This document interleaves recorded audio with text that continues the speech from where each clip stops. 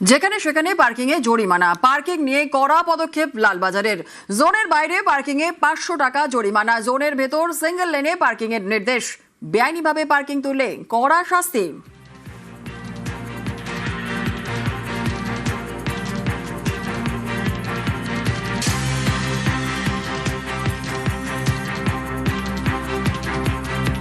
Urban development and municipal affairs থেকে আজকেই notice দিচ্ছি, রাস্তার দুপাশে পার্কিং অবৈধভাবে রাখা হয়।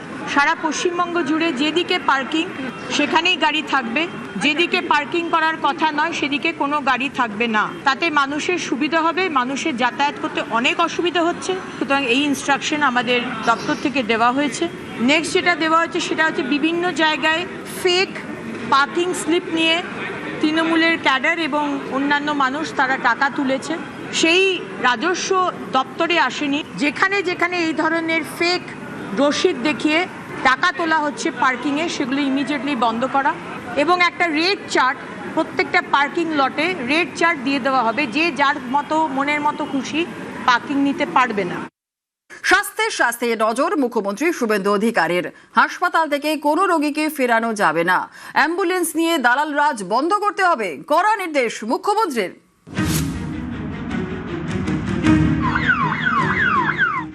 পশ্চিমবঙ্গের সরকারি স্বাস্থ্য ব্যবস্থার বেহাল দশা নিয়ে অভিযোগ বিস্তর। রোগী রেফার করা, বেড না পাওয়া, দালালদের ভনভন, এসব এবার থেকে বন্ধ। স্বাস্থ্যের হাল ফেরাতে কড়া ওষুধ মুখ্যমন্ত্রী শুভেন্দু অধিকারী দিয়েছেন এক গুচ্ছ নির্দেশ, যার মধ্যে অন্যতম হাসপাতালে দালাল রাজ চলবে না। দালাল রাজ ঠেকাতে অ্যাপ বেসড অ্যাম্বুলেন্স পরিষেবা চালু করতে হবে। সরকারি হাসপাতালগুলিতে অভিযোগের পাহাড়, দেখুন কি বলছেন সাধারণ মানুষ। বর্ধমান মেডিকেলে অ্যাম্বুলেন্সে দালাল চক্রের দাপট। অভিযোগ, রাত যত বাড়ে ততই নাকি দাপট বাড়ে দালালদের, যখন যেমন খুশি রেট। অভিযোগ, অ্যাম্বুলেন্স ভাড়ার একটা বড় অংশই যায় দালালদের পকেটে। হ্যাঁ, রেট ভেবে দেওয়া তো ঠিক আছে, দালালদের দিকে টাকা দেওয়া মানে তো আমাদের বেশি ক্ষতি। আমাদের তো এমনি টাকা তো পেশেন্ট নিয়ে এসে তো যা পকেটটা এমনি খালি হয়ে যাচ্ছে, তারপর দালালরা তো এমনি টাকা নিয়ে নিচ্ছে। একটা গাড়ি যেখানে 500 টাকা ভাড়া সেখানে এটা 1200 টাকা চাইছে। আগে দালালরা 1000 টাকা ভাড়া করতো, আমাদেরকে 500-600ই দিত, কিন্তু 400 টাকা তারা খেয়ে নিত আগে থেকে। তাতে কি হতো, পার্টির কষ্ট হতো, পেশেন্ট পার্টির অসুবিধা হতো। এবার সেখানে তো আমাদের বলার কিছু কথা ছিল না। রাত্রে তো ওরা অনেক রকম অনেক কিছু করতো, নেশা ভাঙ করে পার্টির সঙ্গে খারাপ ব্যবহারও করতো। অনেক টাকা চাওয়া হতো, 1500 টাকা অন্তত চেয়ে নিত। মুখ্যমন্ত্রী অ্যাম্বুলেন্সের দালাল রাজ নির্মূলের কথা বলায় হাঁপ ছেড়ে বেঁচেছেন অ্যাম্বুলেন্স চালকরা। মুখ্যমন্ত্রীর এই পদক্ষেপকে স্বাগত জানিয়েছেন রোগীর আত্মীয়রাও। কিলোমিটার বেঁধে দিলে আমাদের সুবিধা, তা আমরা নির্দিষ্ট ভাড়া নিতে পারবো, কারোর সঙ্গে আমাদের কথা বলতে হবে না। ভালো জিনিস, রেট চার্জ চালিয়ে দিলে আমাদের সুবিধা।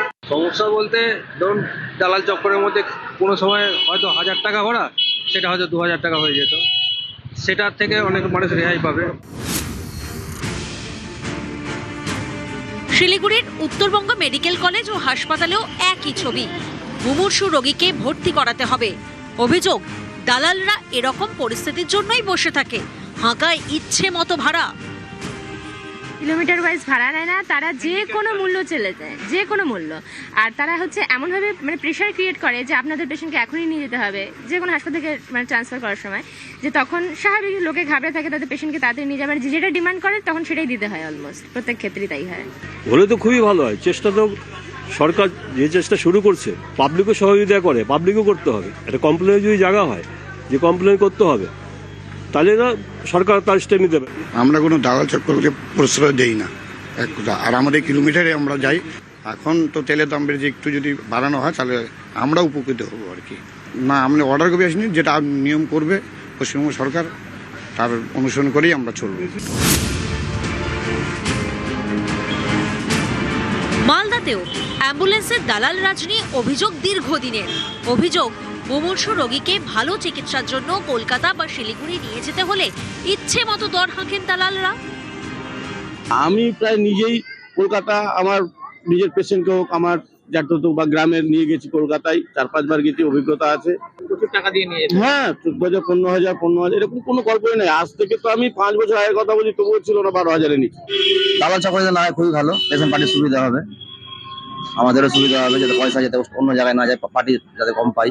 আমরা অ্যাম্বুলেন্স অ্যাসোসিয়েশনগুলোর সাথে আগে কথা বলেছি, আবারও বসবো, যাতে পেশেন্ট বা তার বাড়ির লোক যাতে কোনো রকমভাবে হয়রানি না হয়, যেটা প্রকৃত ভাড়া হওয়া উচিত সেই অনুযায়ী তারা যেন টাকা নেয়, এবং যাতে সুস্থভাবে পেশেন্ট পার্টির ট্রান্সপোর্টটার পরিষেবাটা যেটা যেন সুস্থভাবে হয় সেটা যেন তারা মেনটেন করে, কেউ জোর করে যেন বেশি টাকা না নেয় সেটাও আমরা নজর রাখছি।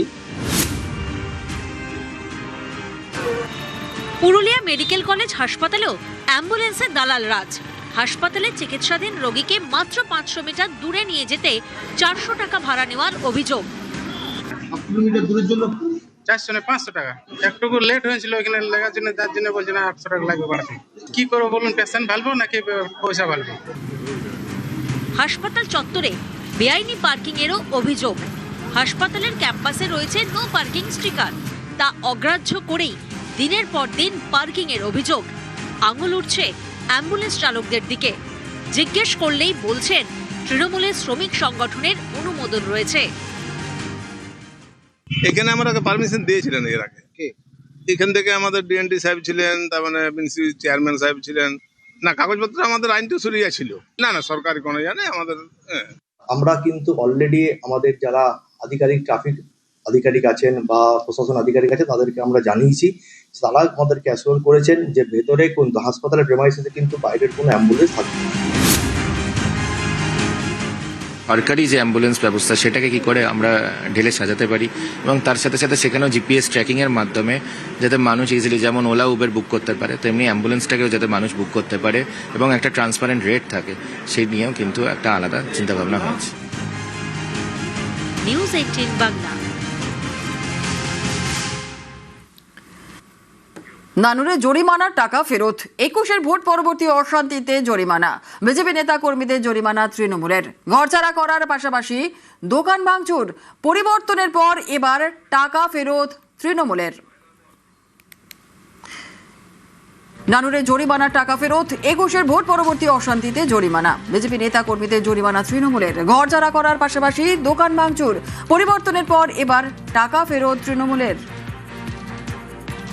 2021-এ ভোট পরবর্তী হিংসার পরে সিয়ান হসপিটালের যে সমস্ত বাসিন্দা আছে তাদের কাছ থেকে বাড়ি ঢোকানোর বিনিময়ে টাকা নিয়েছে। সব সাধারণ মানুষ, তাদেরকে শুধুমাত্র বিজেপি করার জন্য কারোর কাছে 1 লাখ, কারোর কাছে 1,30,000, কারোর কাছে 1,40,000 এইভাবে টাকা নিচ্ছে। আমাদের অন্যায়, আমরা বিজেপি করেছি।